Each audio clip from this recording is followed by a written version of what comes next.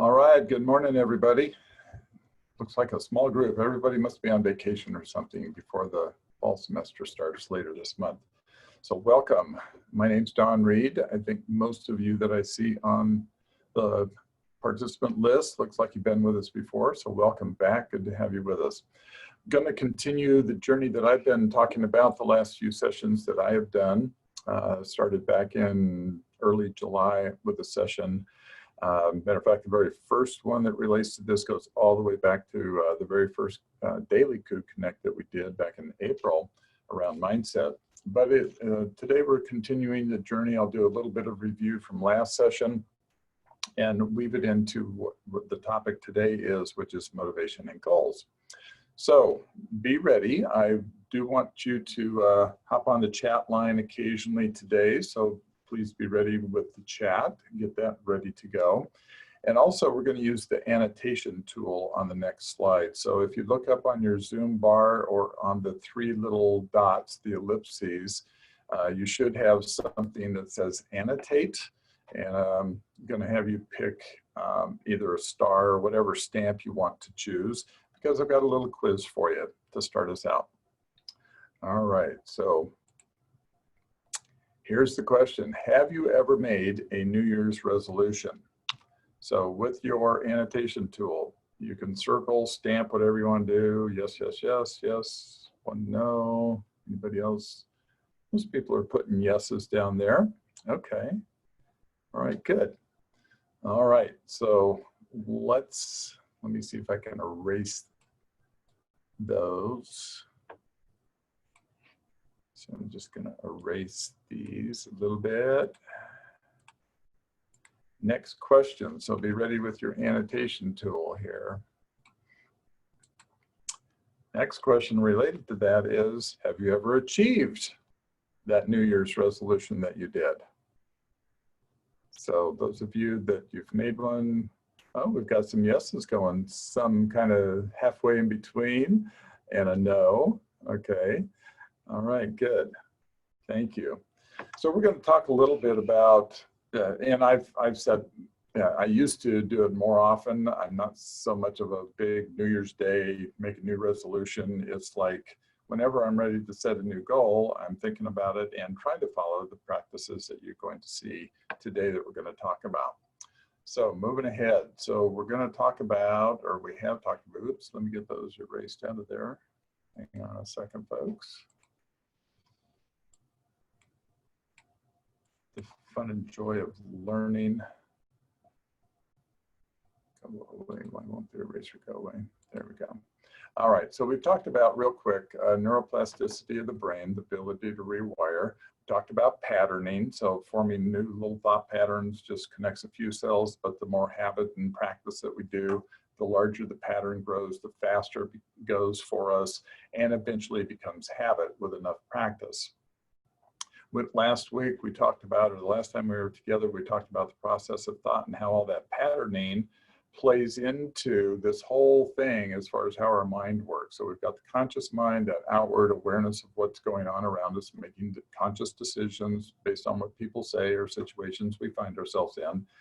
And a lot of the time, though, we may not know that the way we respond may be coming from what's stored down in our subconscious. So really quickly, we talked about how that's our main storage system. So everything that we've been exposed to in our life tends to get recorded there based on some psychology.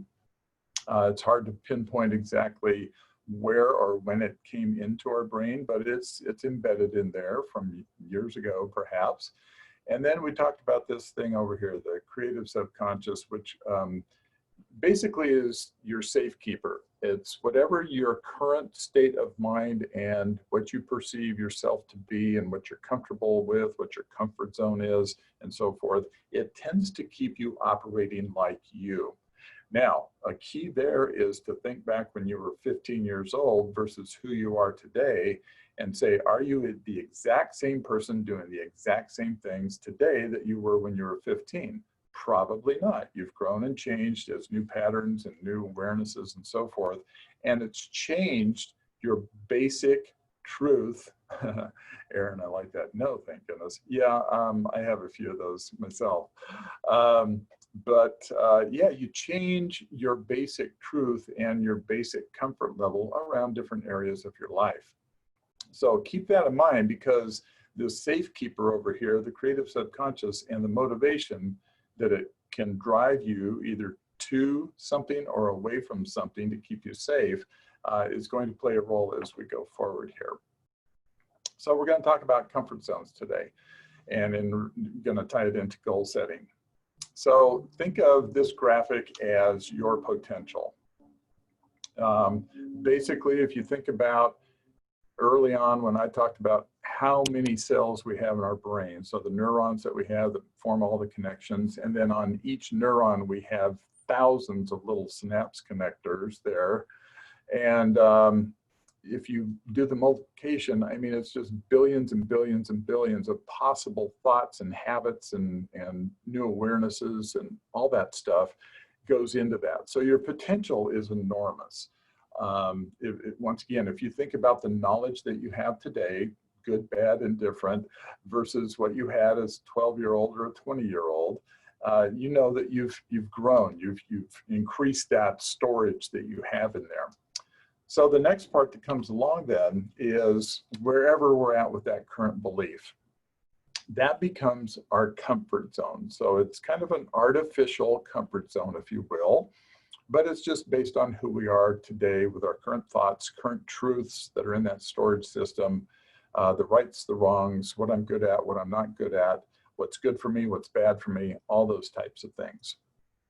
And so that becomes that current state, and that's where that safekeeper tries to keep us.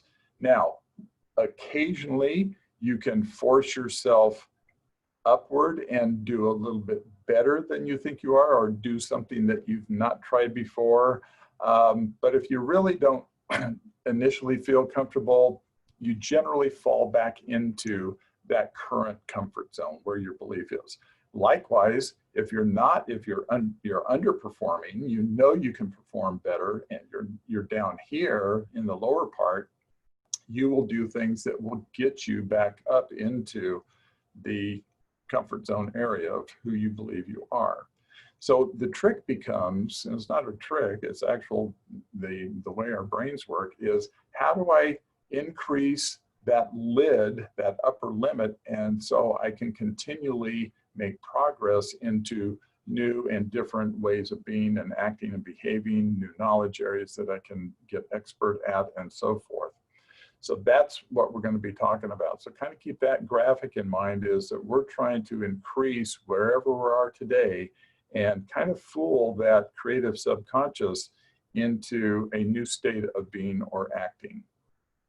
So we come back to here and relate it back to that graphic that we saw. I'll tell you a little story, and it kind of relates to here. So we'll just keep that on there. So years ago, growing up in high school, actually back into grade school, I had a very embarrassing fifth grade music class experience. So think back to your school days, maybe something similar happened to you. It was music class. The two fifth grade units, I was living over in Italy at the time. My dad was in the Army, so we were based over there. The two fifth grade classes were combined for the music class. And my little buddies and I would always be in the back row. And the teacher was doing something, talking about whatever the next song was going to be or whatever. And we were kind of giggling away, chatting about something. And he called us out, and he brought the three of us up front and said, well, I'll have each of you do a short solo in front of the class, since you don't seem to think you want to do this next song, or something to that effect. Now, here you are, fifth grade, 11 years old or whatever it was, extremely embarrassed now. It was one of the most embarrassing experiences I think I will ever experience, pretty well deeply embedded in that creative subconscious. And just hold on to that, because then fast forward into junior high and high school, and anytime there was an opportunity to do public speaking or be in front of the group, not me. There was no way I was going to do it. Extreme sweating, just almost paralyzed of the fear of actually speaking. And you roll that into college. Here I am at WSU, started out as a freshman. I remember in the spring semester of my first year that I had Speech 101. It was one of the electives that you could take to get the check mark. And it was over at Van Doren Hall. And it was in Van Doren 101, I believe, or 102. As you can tell, I still have a very clear remembrance of this speech class. It's my day to do my little 5-minute speech with my 3x5 cards. And it was a beautiful sunny day, just like it is in Pullman today. I remember walking past Holland Library over to Van Doren, go in the door. I can still remember walking down the hallway, looking at the door. And I looked outside through another window that I could see, and I saw the blue sky, and I went, the F is easier. I'm not doing this. And I turned around and walked out. I wouldn't do it, and I got an F. And, you know, I look at that now and I kind of laugh, because fast forward about 10 years later in my career with the state of Washington, I'm given the opportunity to go on a 1-year rotation assignment to the training group that does statewide classroom training.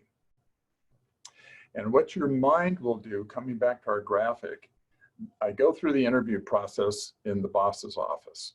Great guy. I know I'm going to learn a lot from this person. Really great. Meet the rest of the team. They're really great. A lot of experienced organizational development people, going to help grow me, all this other stuff. And so far, I'm kind of pumped up, kind of really feel like this is a great opportunity. And then they go, well, let's take you on a tour of our facility. And they take me to the first classroom. And here's this 30 by 40 classroom or so that can seat up to 35 people. And my brain, and this is the way this process of thought works, is the visual comes in and immediately goes, have I seen something like this before? Oh yeah, and it's down here in this subterranean subconscious truth. Is this good for me or bad for me? Oh, this is bad for me. I don't like this. And it drives the outward behavior. And I still remember that popping into my brain and saying to them, wow, this looks like a great opportunity. Let me go back to my unit and talk with the boss, and we'll get back to you. So here how I'm kind of skirting this and not just jumping right up and down and so forth. But somehow, some way, I accepted the rotation assignment. And I still remember my first few classes. I was just terrified doing them. But with time, and about that same time, I learned about this whole process of thought and how we hold ourselves back with things that are truths to us, but they don't have to be the truth. And that's why we put it in quotes, if you remember. So we have to really watch the wording that we have and what drives this outward behavior, because where is it coming from? Is it based on really what I'm seeing and experiencing right now? Or is it something that's tucked way back there that really drives us to maybe not doing the things that we could do and get a lot more out of it? So that's just a little story about how that changes. Now, fast forward a little bit later. So I've been doing classrooms for about 15 years, groups of 20, 30, even up to 40 people in a classroom, getting real comfortable doing it. I really enjoy it, trying to find new ways of learning techniques and so forth, and getting pretty darn comfortable with it. I'm pretty low key and casual in the classroom, really enjoy just discussions and so forth. And I'm now training manager at Country Insurance out in Illinois. And so this is an insurance group with about 5,000 employees or so at the time. And I remember the division director of the claims unit. So nationwide, they have claims people all over, and every year they have an annual conference. And he comes up to me and he goes, Don, would you be one of our speakers at our claims conference? I said, oh, that sounds pretty cool. Where's it going to be? And he tells me it's going to be this great resort up in Wisconsin. And then he goes, and I go, so at the session I'm doing, how many people will be there? And he says, oh, 450 to 500 people. And I still remember my response was, let me check my calendar at work and I'll get back to you. And I knew where it was coming from. I immediately thought of this graphic and I went, what the heck is that all about? I'm comfortable doing 30 or 40 people, but not 500? What is the deal with that? So it was the first time I really took on doing a larger group. And I remember I tried practicing. Now it goes a lot more extensive than what we have time for today, but I'm going to share with you a couple of the things that we do with this mechanism so that we can create that new reality before you even experience it, okay? So the trick becomes overriding what the current truth is and expanding and raising that lid on the comfort zone that we saw earlier. So the way we do this, first thing is to do visualization. Try to visualize yourself actually doing the activity, being whatever the state of being is going to be, that type of thing. If it's getting up in the morning to exercise before you go to work, and this is some new routine for you, you've never done it before, you've got to start visualizing the alarm going off at whatever the time is. And in fact, you get that down well enough, you won't need an alarm clock because your brain will do it for you. But visualize whatever that new reality is. In this case, I was visualizing, what do you see when you're speaking to 400 people or so? Well, I already had some semblance of that of talking to 40 people. I just have to realize it's going to be a bigger, larger room. I had never been to this place, so I asked them if they had any pictures or if they could describe what the auditorium looks like, which they gave me a little bit of info. So I had some of that in there, and I kind of scripted out my main talking points. I was going to be up there for 25 to 30 minutes. And I was the last speaker of that afternoon before everybody was going to go, of the morning. And in the afternoon, they were all going on a golf tournament, and I'd been invited to go with that too. So a thought struck me, let's have some fun with this. I'll do my piece because it's talking about human resources, policies, and changes. And I mean, it's like boring stuff. And these guys I know have been at a big party the night before, so they're not going to be real lively that morning. So I come in there. The audience is pretty casual. They're in jeans and slacks and maybe a polo shirt and so forth. But being the HR representative and being at a big conference, I'm in a coat and tie on purpose.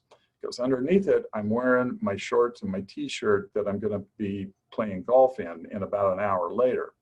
They don't know that, only the director and one other person knew it. So we go through the whole thing, we have some fun with it, and I slowly start taking my tie off, I take my coat off, and basically do kind of a pseudo striptease, if you will, because the year before, somebody that was in a coat and tie, an outside presenter, had literally gotten too hot in there and had fainted. So they were thinking I was just getting hot like that guy, and nobody was really paying attention until I started taking clothes off and that kind of stuff.